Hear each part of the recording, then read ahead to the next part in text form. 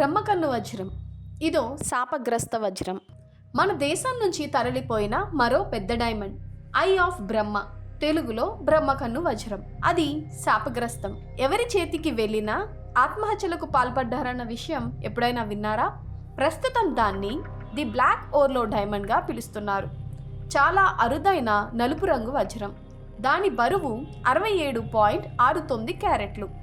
మన దేశంలోని పుదుచ్చేరిలో ఓ ఆలయంలో ఉన్న బ్రహ్మదేవుడి విగ్రహం నుదిటిపై ఈ వజ్రం ఉండేదట. అందుకే దీనికి బ్రహ్మకన్నుగా పేరుంది.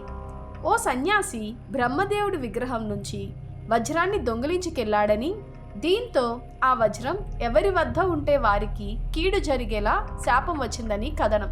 వజ్రాన్ని దొంగిలించిన సన్యాసి కొంతకాలానికే హత్యకు గురయ్యాడట. తర్వాత క్రమంగా ఇది రష్యాకు, అక్కడి నుండి యూరోప్కు చేరింది.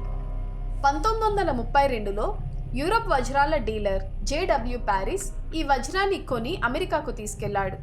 కానీ కొన్ని రోజులకే పెద్ద భవనంపై నుంచి దూకి ఆత్మహత్య చేసుకున్నాడు. 15 ఏళ్ల పాటు అతడి వాల్ట్లోనే ఉన్న ఆ వజ్రం తర్వాత అమ్మకానికి వచ్చింది.